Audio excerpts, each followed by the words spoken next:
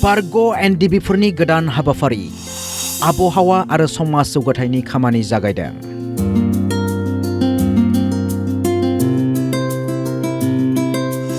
BTC सरकारखौ राहा लामा दिन्थिना होनो खावलायदों। गोलाव बोसोर बर' हारिनि थामोनथा रैखाथिनि सार्थ'आव दावहा नांबोनाय जोबथेसालियाव जोबथेजाबोनाय उदांस्रि दावहारि बारग' NDFB बिथांमोननि बाख्नायथाव हाबाफारि।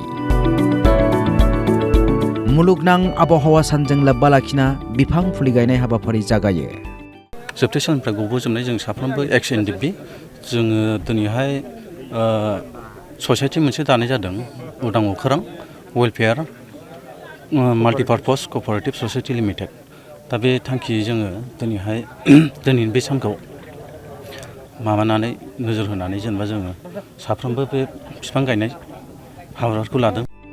बारग' मन्त्रि प्रमिलारानी ब्रह्मनि दैदेननायावनो दाफुंनानै लानाय जादों उदां अख्रां वेलफेयार माल्टिपार्पस कअपारेटिभ ससाइटि लिमिटेड।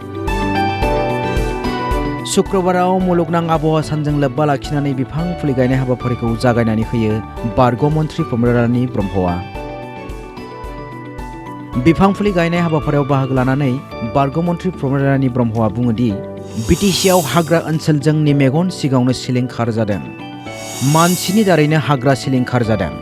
दा बेखौ होबथानायनि सम जाबाय।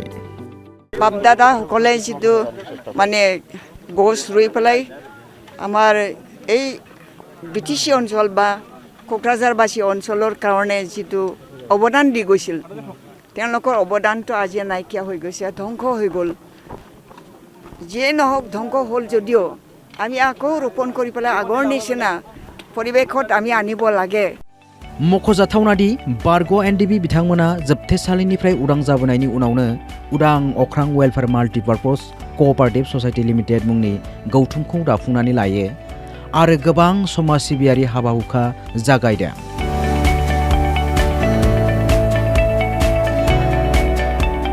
जर'खायै NIA केस नांनानै जोबथेजाना उदाङाव फैनाय बारग' NDFB बिथांमोना गावसोरखौ सिनायथि होनो थाखाय बे हाबाफारिखौ लादों। बिथांमोना BTC हालामनि हाग्रा सम्पद सिलिंखार जानायखौ नुनानै दुखु मोननाय फोरमायदों। बेनिखायनो हाग्रा सम्पद संरैखा खालामनो थाखाय बे थांखि आजावदों बारग' NDFB बिथांमोना। हाग्राफ्राव जों बेरायबोदों, जे हाग्रा बिराद गुदुमोन, बे हाग्रा गुदुआ दिनै गैला, लांदां जाबोबाय। बेखौ जों जोबथेसालियाव थानायावबो नुबोदों। दा गोसोखौ जों बिराद दुखु मोनो, मानो होनबा बेफोरबायदि परिबेस जानो नाङामोन। गोबां बोसोर जोबथेसालियाव थानांबोनाय बारग' NDFB बिथांमोना उदां अख्रां वेलफेयार माल्टिपार्पस कअपारेटिभ ससाइटि दानानै बर' हारिखौ सिबिनो, समाजनि जौगाथायनि खामानि मावनो हाबाफारि आजावदों। आबहावा आरो लोगोसे समाजारि खामानि होनना बुंबा जेनेबा जोङो माखासे काल्टिभेशननि सायावबो सानदों। बे काल्टिभेशनाव जेनेबा जोङो जुदि दावगालांनो हायोबा माखासे बेकारै थानाय माबाफोरखौबो लाइमोनफोरखौबो जेनेबा आनइमप्लयड जानायफोरखौ जेनेबा जोङो लाफानानै जेनेबा जौगालांहोनो हायो, बेखौबो लादोंमोन। BTC सरकार एबा BTCनि गाहाय खुंगिरि हाग्रामा महिलारि बिथांखौ राहा लामा दिन्थिना होनो थाखायबो बारग' NDFB बिथांमोना खावलायदों।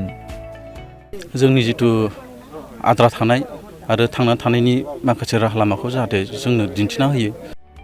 क'क्राझारनिफ्राय बिटिआरनि बिउर' चिफ कनक चन्द्र बर'नि हेफाजाबाव news desk report Assam live 24 बड' लाइभ 24।